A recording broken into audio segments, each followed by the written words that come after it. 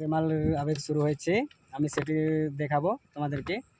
ঠিক আছে, তবে তার আগে আমার চ্যানেলটি সাবস্ক্রাইব করে দাও এবং বেল আইকনটা প্রেস করে রাখো, তাহলে আমি তোমাদেরকে শেষের ভিডিওটা তোমাদেরকে দেখিয়ে দেবো। ঠিক আছে, চলো তাহলে আমরা দেখি যে রেমাল কীভাবে শুরু হয়েছে এবং কী পরিস্থিতিতে আছে। চলো।